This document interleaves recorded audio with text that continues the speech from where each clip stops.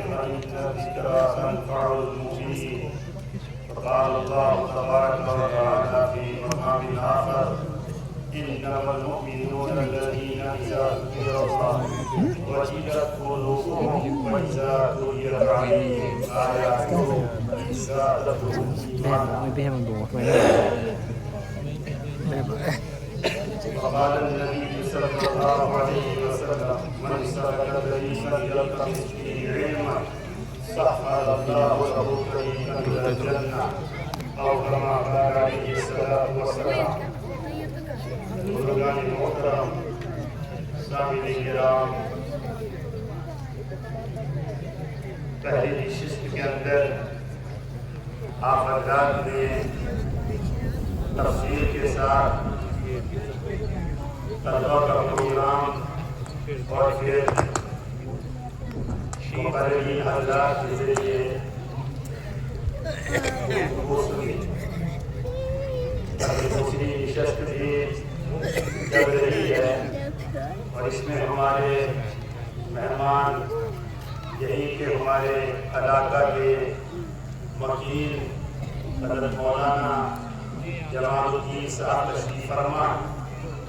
تفصیل گفتگو تو ان کی ہوگی، پھر اس کے ساتھ ہی اس ادارے کے جو سرپرست ہیں اور ہم سب کے ضلع ڈوڈا کے تمام مدارس اسلامیہ کے رابطہ مدارس کے بڑے ہیں، صدر ہیں ہمارے مفتی پرویز عالم صاحب، یہ حضرات آپ کے سامنے گفتگو کریں کیونکہ وقت بہت تنگ ہے.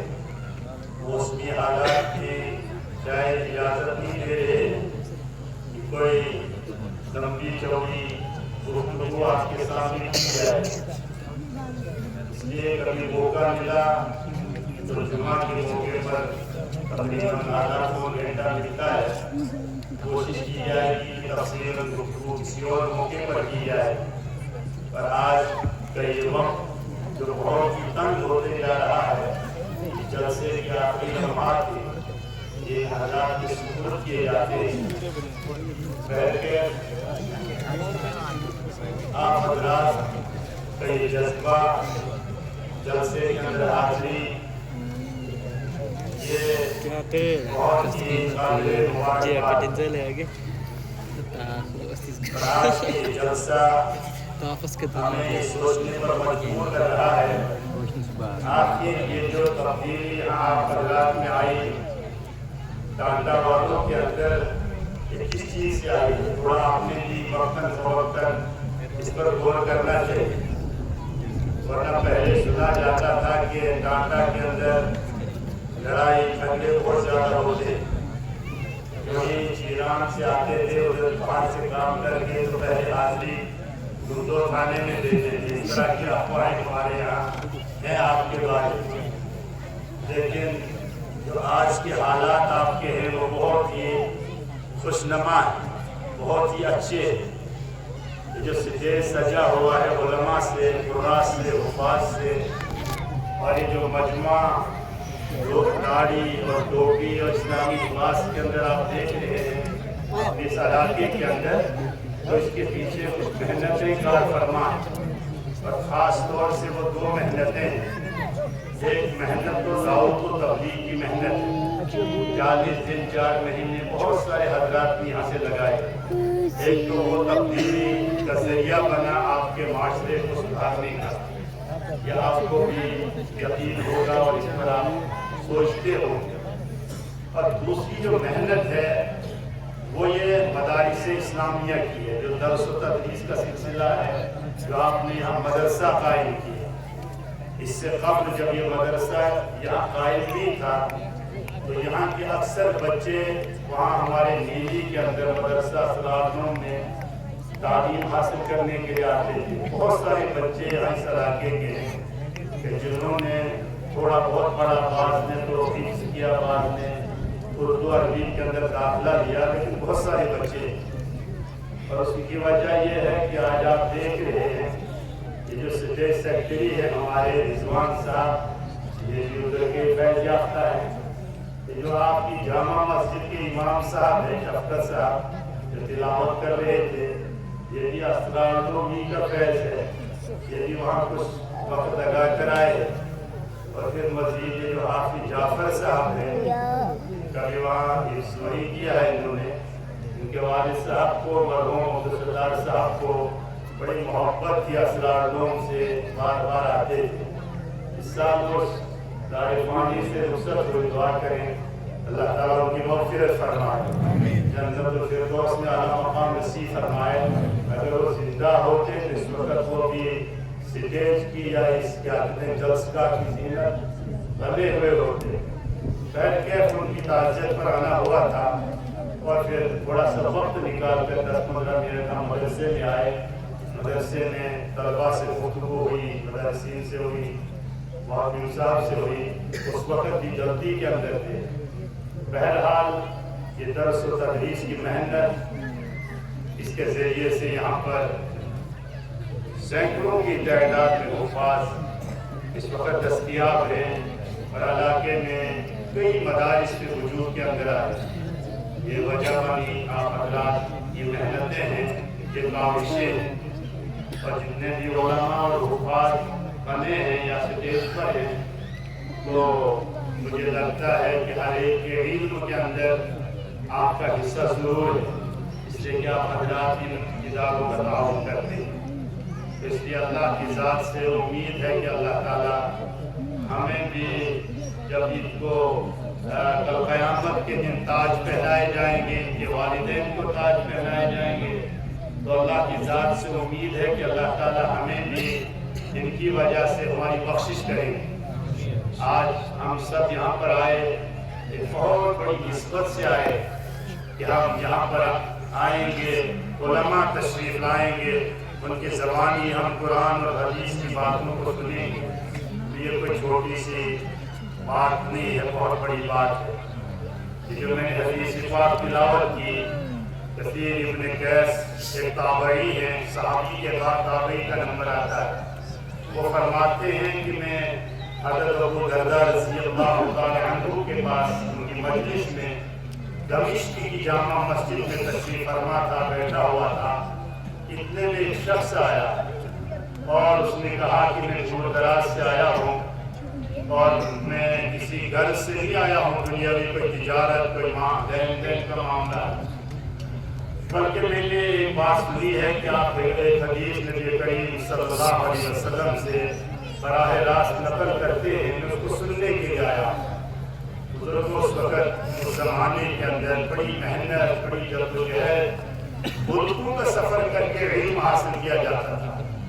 آج تو چھوٹی سی مسافر کے بعد علم حاصل ہوتا ہے۔ آپ کا ٹانڈا کا مدرسہ یہاں کے آس پاس کی آبادی کے لیے علم کے حصول کا ذریعہ ہے۔ نیچے کہرا کے اندر مفتی صاحب کا مدرسہ ہے، وہاں اس ایریے کے اندر وہ علم کے حصول کا ذریعہ ہے۔ جبا کے اندر ہے، بہت ساری مقامات پر ہے، جگہ جگہ ہیں۔ آج تو بہت کم مسافر طے کر کے چلنا پڑتا ہے، ورنہ ایک زمانہ تھا کہ سینکڑوں میل سفر کر کے تب جا کر کے کہیں کوئی استاد ملتا تھا، اور تب جا کر کے وہاں اس سے کوئی قرآن اور حدیث کی بات سنی جاتی تھی اور حاصل کی جاتی تھی۔ اور یہ سلسلہ بہت دیر تک رہا۔ ہم جب 1977 کے اندر یہ دینی تعلیم حاصل کرنے کے لیے اپنے گھروں سے گئے تو کہا تو یہ گیا تھا کہ آپ کو دیوبند لیا جا رہا ہے، اور سب ہکے بکے رہ گئے تھے کہ بھائی دیوبند، دیو جو ہے وہ بند ہے، جن میں کو بات کرنے کے زیادہ سین فیلڈ یہاں سے لے کے بڑی خوفناک شکل تھی دیوبند کی اس وقت کہ بھائی دیوبند، لیکن ہمیں دیوبند کے بجائے ہمارے محترم محترم خاکی صاحب ہمیں کشمیر لے گئے۔ یہ جو اس سائڈ کا جو راستہ ہے سندھن ٹاپ کا، اس کے اوپر جو ڈیکسل پڑتا ہے، ڈیکسل کے ساتھ میں ایک گاؤں ہے دندی پورا، وہاں ہمیں لے جایا گیا۔ گجر بستی ہے وہ زیادہ تر، وہاں کے وقت میں حضرت مولانا حافظ چراغ صاحب نصیر القاسمی، وہ غالباً پڑوسی ملک کے تھے، لیکن تقسیم ہند کے بعد جب تقسیم ہوئی ہے تو غالباً اس سائڈ میں آئے تھے۔ کیا معاملہ تھا بہرکیف، تو ہمیں وہاں یسر القرآن شروع کرایا گیا تھا زمانے کے اندر۔ یہ نورانی کا یہ تو آپ آ گئے، لیکن اس زمانے میں یسر القرآن ہی پڑھایا جاتا تھا یہاں گھروں میں بھی بغدادی قاعدہ اس سے پرانا تھا لیکن یسر القرآن ایک عام تھا. تو اس کے پڑھنے کے لیے ہمیں اتنا سفر کرنا پڑا. یسر القرآن کی شروعات کی اور آج ماشاءاللہ ہماری بستیوں میں ہماری گلی کوچوں میں ایسے ادارے ہیں کہ جہاں عالم فاضل اور مفتی کورس تک کی ڈگریاں جو ہے حاصل کی جاتی ہے. تو زمانہ کہیں سے کہیں پہنچ گیا سہولیات کے اعتبار سے، ورنہ اس زمانے کے اندر بڑی محنتیں کی جاتی، ملکوں کا سفر کیا جاتا تھا. جیسے ہندوستان کو چھوڑ کر کے دوسرے ملک تیسرے چوتھے ملک میں جانا پڑتا تھا. بقی ابن مخلد ایک مرد گزرے کتابوں کے اندر آتا ہے، وہ درست کے رہنے والے تھے. انہیں یہ شوق پڑ گیا کہ میں امام احمد بن حنبل رحمۃ اللہ علیہ سے حدیث حاصل کروں، اس لیے کہ حضرت امام احمد بن حنبل کا اپنے اس مقام پر بغداد میں بڑا چرچا تھا ان کی علم حدیث کا.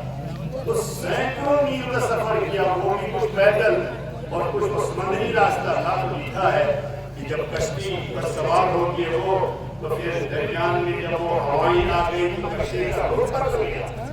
پھر کئی مہینے لگ گئے اس کشتی کو پھر اپنی جگہ پر آنے کے، اور پھر اس کے بعد پھر پیدل وغیرہ یہ وہ یہاں تک کہ اس مقام اس شہر میں پہنچے.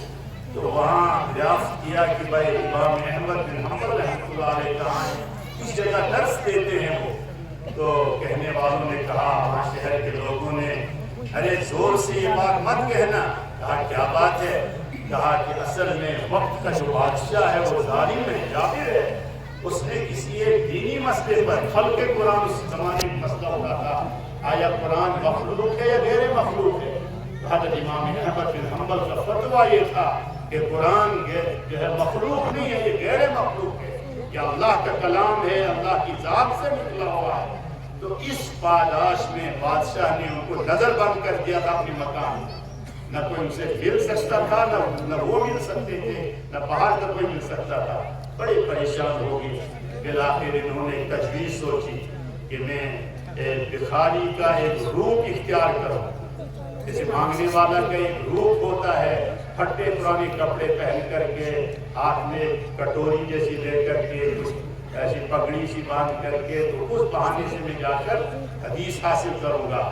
چنانچہ امام احمد بن حنبل سے ملاقات کی اور دستک دی. وہ دروازے کے اندر سے باہر، دروازے سے اندر سے دیکھنے لگے اور انہوں نے باہر سے اپنی وہ کی کہ بھائی میری مراد ہے، میں اس لیے آیا ہوں، بہت لمبا سفر کر کے آیا ہوں. حضرت امام احمد نے فرمایا آپ کا آنا مبارک ہے لیکن مجھ پر قدغن لگی ہوئی ہے، میں کسی کو کچھ بات بھی نہیں کر سکتا. تو اس نے کہا کہ میں بھکاری کی شکل میں روزانہ آواز لگایا کروں گا، اللہ کے نام پر کچھ دے دو. جب میں اس دروازے پر آیا کروں گا تو آپ بہت ہی مختصر انداز میں ایک ایک حدیث مجھے پڑھایا کریں. تو ایک ایک حدیث وہ راضی ہو گئی کہ ٹھیک ہے. تو پورے سال وہاں شہر میں رہے وہ شخص بقی ابن مخلد، اور اس طرح سے انہوں نے دینی علوم کو حاصل کیا. اس کے مقابلے میں آج تو ماشاءاللہ بہت ہی انتظامات ہیں. اللہ جزائے خیر دے دے انتظامیہ کو، کمیٹی کو، آپ سب کو، اور اللہ تعالیٰ ان تمام دینی اداروں کو ترقیات سے نواز دے. جہاں کہیں بھی دینی ادارے ہیں، چاہے چھوٹے ہیں بڑے ہیں، کسی بھی شکل کے اندر ہیں، لڑکوں کے ہیں لڑکیوں کے ہیں، کسی بھی شکل میں ہیں، اللہ سے دعا کریں اللہ تعالیٰ نظر بد سے ان کی حفاظت فرمائے.